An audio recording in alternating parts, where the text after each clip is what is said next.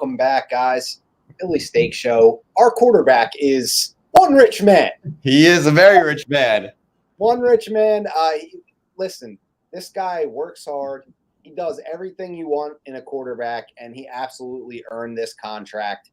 Yeah. Howie Roseman with the cap hits, though. I mean, impressive work with that.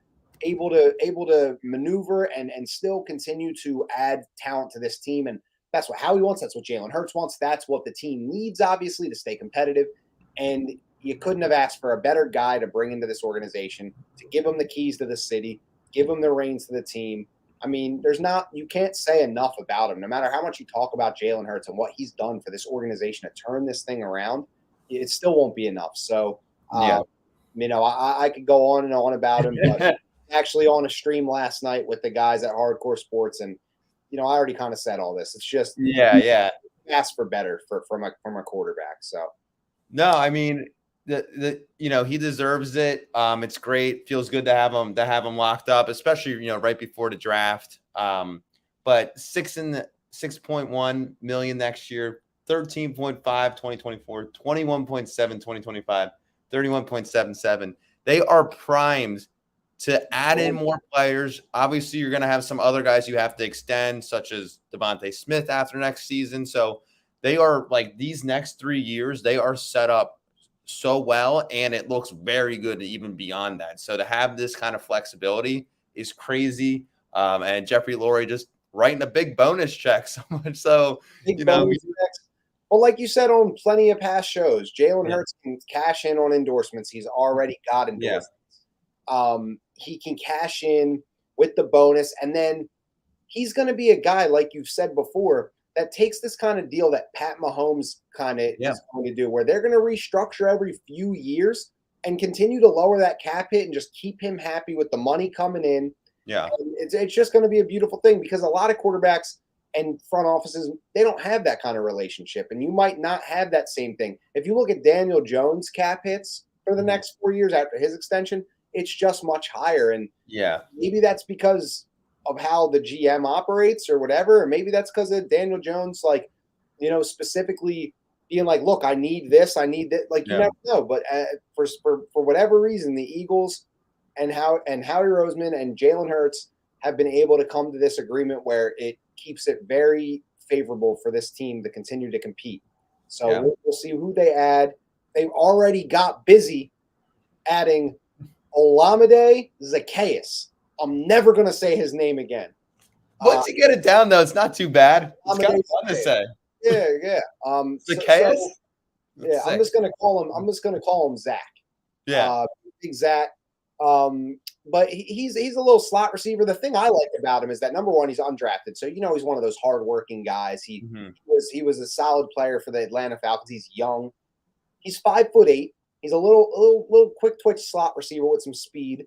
From what I remember seeing him, I'm not going to act like I'm breaking down this dude's film. I haven't even watched the talk myself into how good this guy's going to be highlight yet from him. So I'm waiting on that Welcome to Philly YouTube video to come out. I'll get hype on him. But haven't even watched any highlights of him. I just remember randomly him being a guy that Atlanta had to rely on because they were kind of thin at pass catcher in general, and he worked his way up from undrafted. And he's from New Jersey, and he went to St. Joe's Prep, which is in Philly for high school. So he's a guy that is familiar with the area. They seem to like that, and I'm sure he'll have fun balling out here with a quarterback that's probably much better than what they had in Atlanta the last few years. So. Yeah, no, I watched some of the highlights, but I'm not going to act like I know who this guy is, but he kind of, looking at the highlights, he looked like just like kind of a quicker, smaller Zach Pascal. So I think he'll be used in kind of similar ways where, underneath crossing routes, which I love because I love Devontae Smith and AJ Brown getting more vertical down the field versus kind of those side to side routes. So I really think that he'll fit in nicely. Obviously it's a, probably, I'm assuming, a veteran minimum contract. So he's just going to come in, work hard, and, hopefully for him, he'll get like a 2-3 year deal after this if he does well. And I think he will. Yeah. And the Eagles just adding depth, continuing to fill out the back of this roster, really, with the draft coming down, breathing down our necks in a short 8 days here. I mean, it's a week tomorrow. So we've talked a lot about the Eagles and what we think they're going to do and what we want them to do. So oddly enough, my dad watched our last show live and he caught the very end of it. He should be on right now. I should have texted him, but this was his idea. He told me after the show, he was like, you should do a mock draft. And I was like, I don't like doing mock drafts. I don't know. Yeah. I'm gonna do who I want to be picked, so it works out. I want a new one. He was like, well, you should break down someone else's mock draft. So here we go. We're gonna break down Peter Schrager's mock draft from yesterday. That kind of started getting Eagles Twitter talking a little bit about a player that I'm very fond of that he has been taking. And so, but we're going to talk a little bit about, again, we're not going to act like we watch tons of college football, every player, this and that. But as NFL fans and technology today, you can find out a lot about a player just by a quick, watching some YouTube. Everybody has an opinion. All these guys that know way more have opinions. So what you're seeing on their highlights, or if you want to watch tape, there's tape available. This isn't the 1990s anymore where, we can't access this information. So we're going to break down. And, by the way, I know football. I can watch some college football and know who's not. So we're going to break down this mock draft. And I'm not going to say I hate any of these guys or that they're not going to be good. I'm not trying to predict whether they're going to be good or not. I'm just going to talk about how much sense it makes in terms of what team is picking them, if I think it's a good idea or a bad idea, and how they might fit on the team. So let's get into it. Here is the first 10 picks of Peter Schrager's mock draft. We got Bryce Young, Carolina quarterback, number 1. What do you think about Bryce Young? I mean, I heard that he dropped all his other meetings. So I think it's obvious that he's going to go to the Carolina Panthers, number 1. Yeah, that seems like a lock. Mm-hmm. Yeah, I think it's a nice pick too. I think he's the most pro-ready guy, as pro-ready as any of them. So yeah. And I think he'll have a long leash there to kind of figure things out too. The expectation is we got to turn this organization around, and it's going to take a lot of us, not just Bryce Young. So right, that Alabama pedigree, that whole, his whole the work the leadership that you learn from playing at a school like that, gives you that Jalen Hurts feel, doesn't it? Yeah. Oh shoot. I was trying to get cute with this thing. Hold on, let me find. Oh wow, I got this real zoom. I'm really zoomed in. Yeah, here we go. I'm gonna drop it. There you go. And then you have CJ Stroud next. I think that's obvious. But look, the trade is interesting. You have Indiana coming up, and instead of Houston taking this guy, you have Indianapolis getting him. Obviously, I think CJ Stroud is just as good as any quarterback in this draft, if not better. And him and Bryce Young are really 1A, 1B. So again, big program. He comes in with some leadership. He comes in with some polish.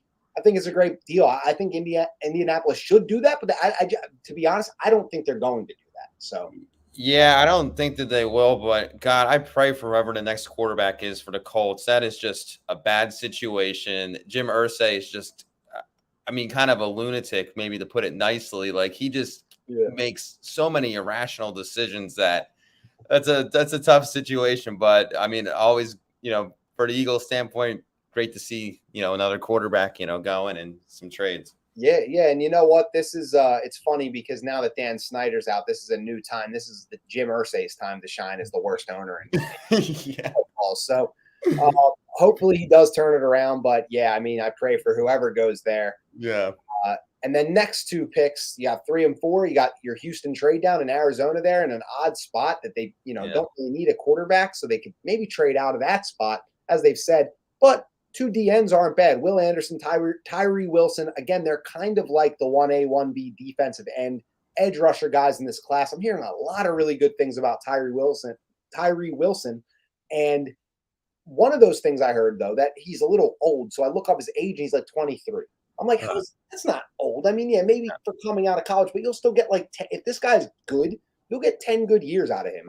Edge rushers play into their early 30s. You see a guy like Brandon Graham is 35 years old now, still playing at a high level.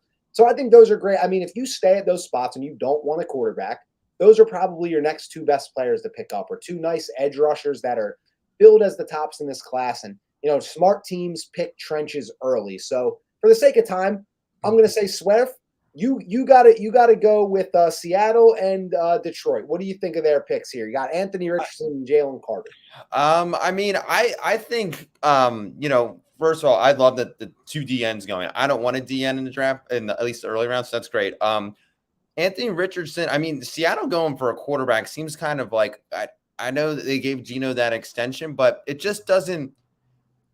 If I were them and I wanted a quarterback to kind of develop, I wouldn't use your first round capital on him, and I'd probably just like get someone else to groom behind Geno. I don't think Geno's the long term plan, but it's just like it seems like an overreach for them when that he's not going to help them win next year. And as a fringe playoff team last year, they got in and they weren't going to beat the Niners, but it was a good but they need to build. And if I was on that team, I'd be kind of upset that we're drafting a quarterback 5 when we feel like we're kind of close. So it's a weird pick for me, but it's good to see a quarterback go. Jalen Carter, that kind of breaks my heart a bit. But yeah, I mean, and it's definitely possible that they do that. I know that they really want to continue to build that beast of a defense. And, the Lions offense was super legit last year. So they're definitely, if they can get that defense going too, then they're going to be really formidable. So I think that pick makes sense for them. But I don't really want to see it. I mean, do you think that Detroit's going to go Jalen Carter too? I have absolutely no idea if they're going to go Jalen Carter, but I hope not, because we want Jalen Carter, right? As you said. Yeah. It could be a something they do. I wanted to shout out Further I Am, by the way. Yeah. Fellas. What's going on, dude? He's on the stream last night with me, and good dude. Love streaming with him, but glad we have a little live viewer on YouTube. Usually our views come from Twitter, as I've said before. But back to the mock draft. Anthony Richardson is like you said, one of those wow picks, sitting him behind Geno, but maybe they love the athletic ability. And then, Jalen Carter, I'd be a little, heartbroken. But you're right. Yeah. Offense is great. Defense could use some work. And why not get that anchor on your D-line? That's what a smart team would do. So they've been more invested in trenches under Dan Campbell, offensive line. Now, I mean, if Peter Schrager is accurate here, they're looking at a defensive lineman. So makes sense. Vegas taking Peter Skoronski. I mean, eventually someone's going to have to take an offensive lineman, whether that's Peter Skoronski or not, who knows? But up to this point, he's been billed as playing either inside or outside. I know that he's more, I believe, an offensive tackle, but I put OL here because a lot of people are saying that he could play guard for the Eagles if they draft him. So, he's just a versatile offensive lineman that has been billed as the top guy, and I think makes sense for Vegas to take him. Smart teams usually take trenches high. I mean, that's just what they do. So it's a good safe pick for them. Yeah, for sure. It's something that I feel like they won't do because they don't do smart. I know, yeah. But hey, who knows? Maybe they will. Atlanta, and then I think Nolan Smith is a heck of a player. Mm-hmm. A little early than I've seen him go, but I mean, again, if the two top edge rushers go in the top 4 picks, it makes sense for this mock draft because teams pick the lines early. And as you see, look at this. It's all line, all QB until you get to the cornerback position in Chicago. I think, that's a team I'm looking at to pick offensive line. Do right by your quarterback. Continue to build that offensive line. With maybe another offensive lineman, not named Peter Skoronski here, obviously, because he's off the board. But Christian Gonzalez, great prospect at corner. Coming from the Pac-12, that more warm West Coast kind of vibe to Chicago, that Midwest gridiron playing on concrete. What do you think of the transition there with Christian Gonzalez? I think it's going to be tough for him if he ends up there. Yeah, I mean, I got to agree with that. And, people will act like that stuff isn't real, but it is. That transition from, the West Coast to another place where that weather, the fan base, and it's just a totally different attitude about sports in general out here on the West Coast than it is on the East Coast, cities like Chicago that just love their team. So nothing against the kid, but that is just a tough adjustment for anyone in general. So I think that Chicago should be getting an offensive lineman. I mean, Fields, like, they got to keep that kid healthy because he's legit, and get him some help. So I'd be kind of surprised for them to take a corner, but do they have to reach then? It's like, or do maybe they trade back behind the Eagles? If they feel like they want to get a lineman, but Peter Skoronski goes off the board. So Yep. no, I don't really like that pick for them, but no, I like it for us though. Yeah. I like a lot of these picks for us. Yeah. Hey, look, I like that. Yeah. Bijan Robinson, everyone saw on the screen. Yeah. We've been saying for a couple weeks now that this is a guy we need to seriously keep an eye on. And Peter Schrager, having him in the mock draft, I love every second of it. You can check our last video out. I talked a lot about Bijan Robinson in it. I think the video has his name in the title. So see all my thoughts on Bijan Robinson. But yeah, pretty good top 10 there. What was your favorite pick, if you can even remember? I'll flash it real quick again. I just wanted to get us back on to show people we're not missing in action. I mean, I feel like I can't. Bryce Young doesn't count because it's just like the number one, but that's a great pick. But I really like I would say Jalen Carter to Detroit. As much as that pains me, I think objectively that's probably the best pick that could happen there. But I would say number 2 though would be Bijan for us. That's a big one. So but Jalen Carter to Detroit makes so much sense, and that's a good pick. Yeah, I think Jalen Carter on that list. I think that's probably the pick that definitely is one of the best. And honestly, like, you can't go wrong with a really strong defensive end. And you got Nolan Smith to Atlanta. You had Will Anderson to the Cardinals, and the trade back from Houston to get Tyree Wilson. And if any of those guys pan out for those teams, that's a great pick. We go to the next 10 then, and it's interesting here. Gets interesting.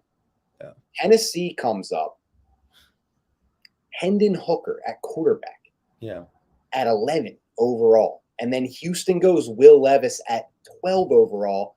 So they get their quarterback. They get that stud D end, I'm sorry. And I mean, look, I don't think Will Levis is going to be good, but the concept of this. Yeah. I mean, what if Seattle does pass on Anthony Richardson? Yeah. And you come into this and you're Houston, and you take the D lineman, and then you go quarterback with your neck. I mean, the fact that they have their own bad pick, and then they have the Browns pick from the Deshaun Watson trade, which is this one right here. Yeah. Is a beautiful thing. It's a beautiful deal. Beautiful deal. So I like this. I like this a lot. It makes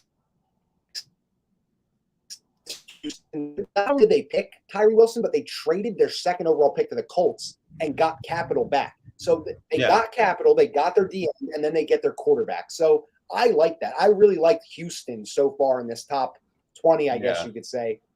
Tennessee picking a quarterback. They need a lot of other players though.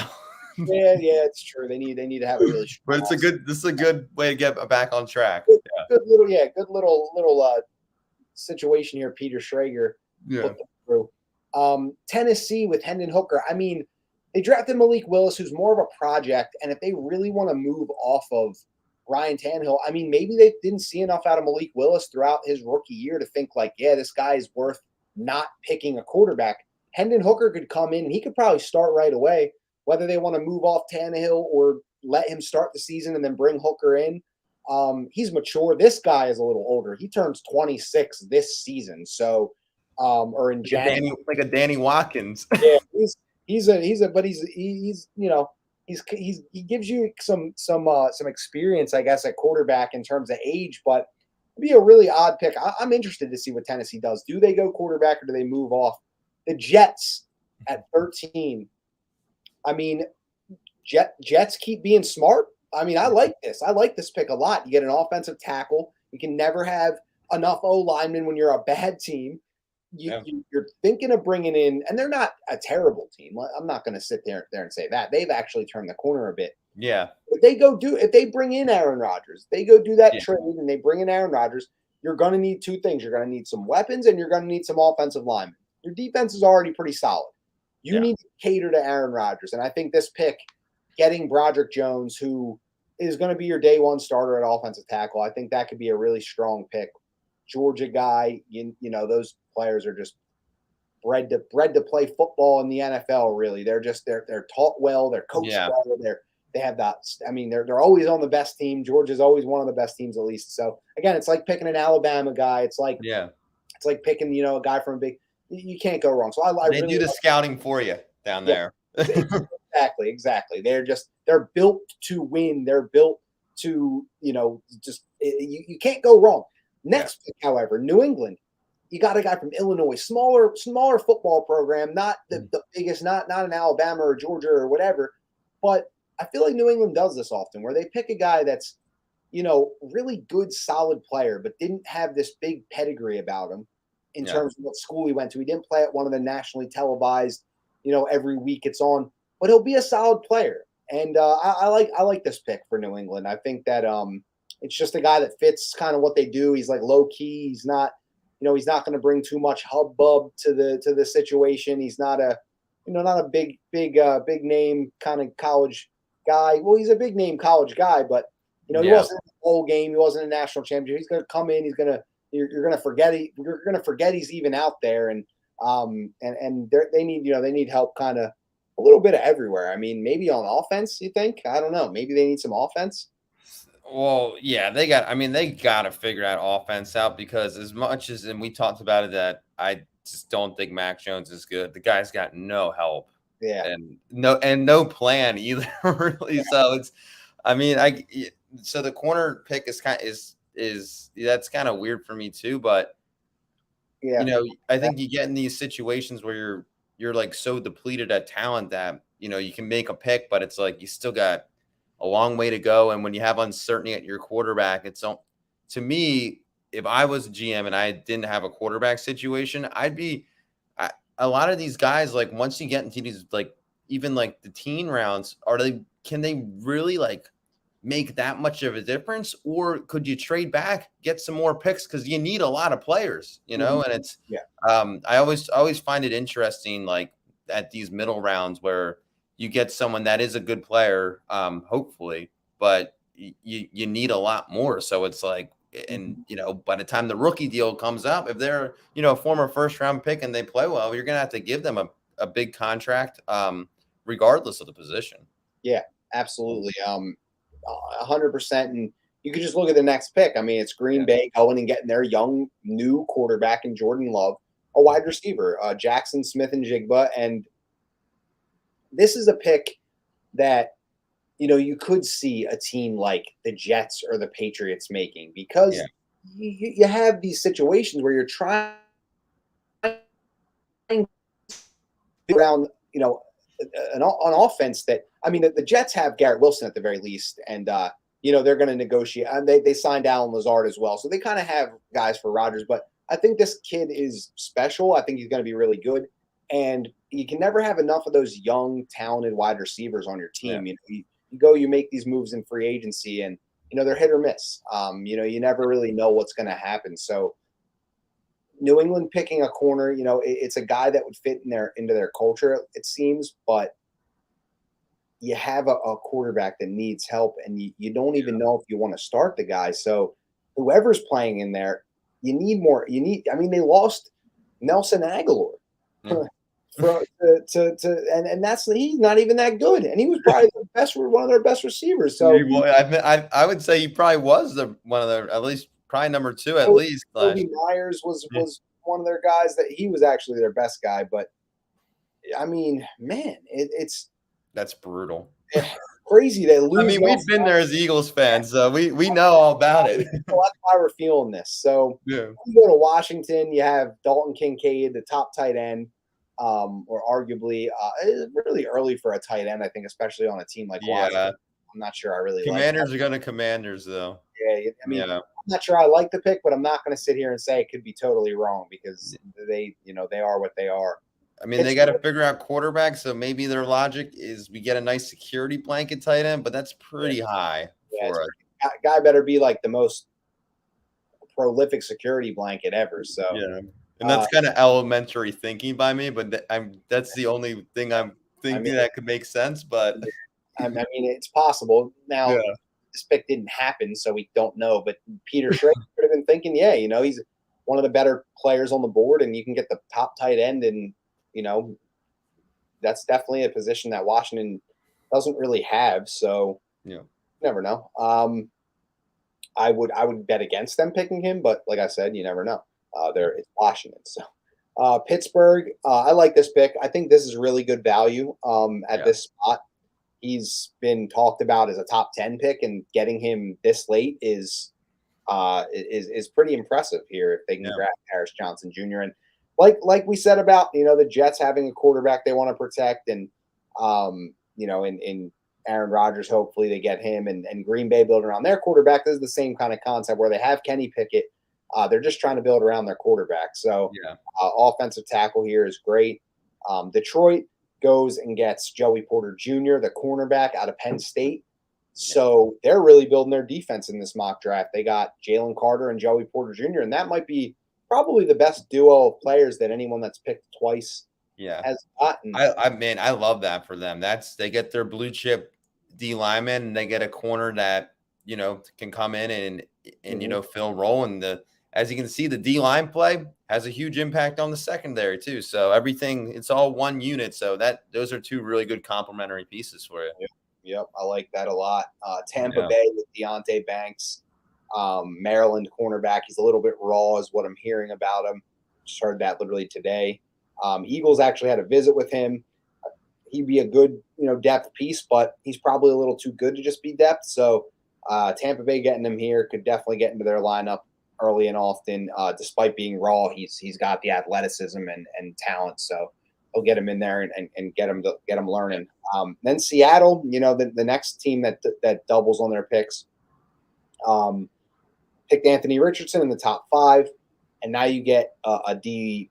I put D end, but apparently this guy is young. He can play inside and out. I think he looks a little stiff from what I see in him, and I know you don't like this guy at all. No. But, hard-nosed kind of kid, maybe goes to Seattle and works his way into that D-line rotation that, maybe short a few players after they passed up on some of those D ends in the first 5 picks. So if they do a quarterback, this is definitely a spot where they need to bulk up their D line, I think. Yeah, that would be so crazy if they go quarterback. I think that would be such a mistake by them because, the NFC, it's the Eagles, the Niners, the Cowboys, Seahawks. There's 3. I think it's the Eagles, Niners, but there's and then it's the Cowboys and Seahawks that are good. The rest are pretty middling. Detroit has got some nice upside, but there's really only 4 teams, in my opinion, that actually have legitimate shot to go to the Super Bowl. So the window for them to compete's now. So I just feel you're kind of telling your players we don't think you guys have enough to get there, when in their mind they were in the 7th seed last year. They had a good second half and they found their quarterback guy, and I just think it's weird. I just think that would be weird, but who knows what they'll do. But out of all that, I love Detroit's. Don't really like Seattle's. All right, yeah, and I like the concept behind Houston, but I don't necessarily like Will Levis. So here's the final 11 picks. Now Miami got their pick stripped, so there's only 31 picks in this draft, and all 11 are right here. All right. Let's start with the Chargers. They get another tight end again early on these tight ends. I don't know necessarily if they're early, but there's a lot of them going this, as you can see down the list. Well, Michael Mayer, again, he's with Dalton Kincaid. They're both the top 2 tight ends. Do you hear that? Is that something out in your? That was a car that went by. Yeah. Oh my goodness! I thought that was a plane coming. They're coming right through the front window. Yeah. A big landing, but yeah. So Michael Mayer, Chargers. They're kind of goofy, but if he's good, then getting Justin Herbert, another stud player, is a pretty good deal. We'll have to see how it goes, I guess. Wide receiver, tight end, just build around Justin Herbert. It's nothing more to say. One guy isn't going to do much for your defense, I don't think, at this point. So might as well just get your quarterback a weapon he can optimize. Baltimore going offensive tackle, Darnell Wright. It's what you do when you have a quarterback. Do they even know who their quarterback is? No, not really. They don't want to pay a guy. Now a train's going by here. They don't want to pay a guy, but I guess, just for any quarterback, whoever he is when he shows up to camp, you having a fresh offensive tackle. I do like that pick for them. Building in the trenches, it's always a good idea. Yeah. Minnesota going wide receiver, Jordan Addison from USC. I thought this was interesting. They lost Adam Thielen, and they need a counterpart to Justin Jefferson. It feels like they're picking a wide receiver in the first round every year. I was just about to say that. I'm like, come on, like, can't they? I mean, not that they're picking guys that work out, but it's at the same time, it's like they're just refilling the same. Yeah, maybe try and develop some guys. Yeah, develop a guy. And because this is a pick I could see them making. One of the picks, like, a lot of these picks, you're like, I don't know if they're going to do that. This is a pick I could see Minnesota making, is a wide receiver to replace Adam Thielen. But just like they replaced Stephon Diggs a few years back when they picked Justin Jefferson, now they have another hole they have to fill. And maybe if you're not trading for a guy like Jalen Reagor and making a move for a more substantial player, you don't have to keep doing this. But it's the Vikings. They have Kirk Cousins at quarterback, so it probably doesn't really matter. Jacksonville, Brian Branch. I like this pick a lot too. Continue to build that defense, that nastiness, that aggression. And, they have enough weapons around Trevor Lawrence. They have Calvin Ridley in the stash. And that's basically like another crazy addition. Calvin Ridley coming to that wide receiving core with the guys they already have, having Trevor Lawrence continuing to develop. They have a running back in Travis Etienne, who they picked in the first round. So their offense is pretty built.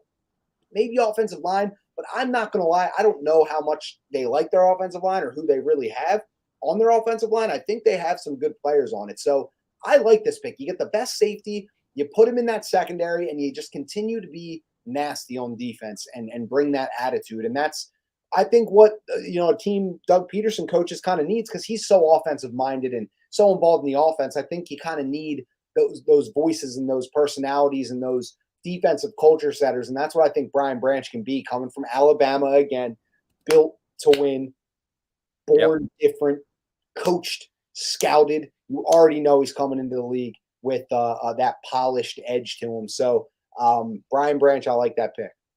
New York Giants. April showers bring Zay Flowers, wide receiver. Yeah. What do you like about the Giants getting a wide receiver? Do you think that's? I mean, they need help at wide receiver. They just don't. I feel like a lot of not that the guys are like bad. It's just they kind of just need some. They just need some star power. It's kind of like having like a bunch of like 2s and 3s, and like they need someone to kind of come in and step up. But even for a first round pick, that's to come in and kind of save a receiving core is a tall order. But they do have some guys that can play. But even Devontae Smith, who was phenomenal his rookie year, you still, like, even with him, it's like we still got to go get AJ Brown, because it's just one guy is not enough. You really kind of do need two legitimate one receivers in this league. Yeah, absolutely. So they have some work to do at wide receiver. It's a lot like the past picks we're talking about. You need more than one guy. So that's not going to solve their issue. But if he's a really if he's a really good player, then you have your start, and you at least start building from that. And to be honest, the Giants have Isaiah Hodgins, who I think isn't great, but he's a guy at least they're developing, unlike Minnesota, who doesn't know how to develop low and has to pick one every year. You can pair Zay Flowers with him, and then you might have Wan'Dale Robinson, who they picked I think in the second round last year, tore his ACL this year, was actually playing really well, and they picked up Darren Waller. So adding Zay Flowers here would be a really nice pickup. Just slowly, low key building that group of weapons for the quarterback you just paid big money to. So Danny Dimes. Yep, and then more like Danny Dollars now. Danny big bucks, baby. And you got Dallas taking Jahmyr Gibbs, which I absolutely hate because he's awesome, and it's the Alabama running back. Yeah, he's gonna give us fits. Yeah, he comes in, and him and Tony Pollard would be an absolute nightmare. I don't even really want to think about it. I hope, though, it would be still smart that they pick an offensive lineman, which again, it's smart, but I don't want a visible dominant player scoring 2 touchdowns against us in Dallas. Getting 10 carries and running for 97 yards and 2 touchdowns. That would just be rough. It would be a rough one. And Tony Pollard. They would have 2 guys that could do that with Pollard too. Yeah, exactly. He's already a handful. So adding that. But that's, I mean, I wouldn't say it's not smart. 26th overall to get that guy is awesome. And No, I think that'd be objectively a pretty good pick for him. Don't want to say it, but your running game kind of helps your quarterback. So yeah, it definitely helps your quarterback. And Dak, he's a veteran quarterback. He can handle carrying the team sometimes, but having a good run game definitely helps no matter if you're veteran or young. So Buffalo, this is a great value pick again. I think Miles Murphy, Clemson D end. He's been mocked as high as top 10, top 15. Getting him here is a really good pick for them. I think Buffalo does this a lot where they take a D end toward the end of the round, end of the first round, and they get value out of that. They've done it a few times. Jerry Hughes was the guy they picked back, eras and eras ago. But now, in this, they're getting a guy here that, comes in on your defense. He gets after the quarterback. I think it's a solid pick. Yeah. Cincinnati, another tight end. This guy's the freak athletic tight end. Oh, is he? Yeah, absolutely. He's Georgia's tight end. Absolute freak. 6'7", 6'8", just moves well for that size. So Cincinnati definitely like adding that kind of talent, athletic ability is a good thing for Joe Burrow to try to work with that. Yeah, that guy looks pretty good. Yeah, he's insane. He makes a lot of plays, but honestly, their other quarterback or their other tight end is supposed to be better. I think his name is like Bowser or Bowers or something. But yeah, he's it's probably a shame that I don't know his actual name because he's supposed to be even better than this guy. So yeah, Darnell Washington this year for Cincinnati could be a good pick. New Orleans wide receiver Jonathan Mingo. This guy is a fast riser. He reminds me of George Pickens, not in terms of maybe how they play. I don't really know if that's accurate, but George Pickens last year was a guy that everyone was like, look, this guy's going to be good. He's going to be good no matter who picks him, no matter where he gets picked, he's going to be good. He's not a guy that's going to get picked, though, in the top 10 or the top 15. Yeah. Here would be a great spot for him because you're getting that value. Good receiver, Ole Miss. They produce a lot of good receivers, as we know, A.J. Brown, D.K. Metcalf, Elijah Moore. Now Jonathan Mingo is another addition to that. Wide receiver U. And the Saints could absolutely use a wide receiver. They have a new quarterback in Derek Carr. You have Chris Olave. You have Michael Thomas as a hopeful. And then you add this guy to the mix, and you have a solid group of guys there. And then Philly comes up again. Will McDonald, fourth? The fourth. Well, I hope he makes Will McDonald III proud in Philly because this guy is a good edge rusher. I haven't really done much research on him, but this is one of those picks where you justify taking a Bijan Robinson at 10 because you know you can get a quality edge rusher, D lineman later. Yeah. And this is that guy. So AC wide receiver Quentin Johnson doesn't really matter. They have the fakest quarterback I've ever seen. And that about sums it up. So, yeah, I like that draft for the Eagles. I really do. That's a good draft. Yeah. And a lot of bad sort of drafts for some of our competition, which I mean, some good picks, not our division, but the NFC as a whole, a lot of picks that are kind of some head scratches there. Yeah, some quarterback stashes and stuff. But no, I mean, it's always good to I got a comment again. Let's see what it is. Some bird emojis. Yep, Philly Talk podcast. I'm gonna show that. Yep, go Birds. But yeah, I mean, it's always a good it's always a good little exercise to throw together a mock draft. It's cool to get the brain working, but really no one knows what's going to happen. Everybody's in the dark just as much as the next person, no matter how much of a accredited reporter you are or any of that. I mean, you can feel around and get a sense, but teams aren't tipping their hand, and you really don't know what's going to happen. I did like the mock for the Eagles. I'm looking more at the concept of it in terms of getting that offensive weapon and then turning around and getting a defensive lineman later, throw him in your rotation. Hopefully you get some good production out of him as a rookie. But you never know, man. You never know. Howie's always got something up his sleeve. He's always making trades. He's always moving up. He has moved up, like I said, a bunch of times, 3 times the last 4 years, he's moved up to get the guy he's wanted. So, look for fireworks on draft night. It's a week from tomorrow. We're going to not do our show on Wednesday next week. We're just going to hop on the live stream next Thursday and And we're gonna broadcast live the first 10 picks at least, just to see the reaction at 10, or maybe sooner, because Howie might trade up. So I'm hoping for Bijan Robinson. I know we both have that similar thought, but I'm okay with whoever. I'm okay with Jalen Carter. I'm okay with some edge rushers.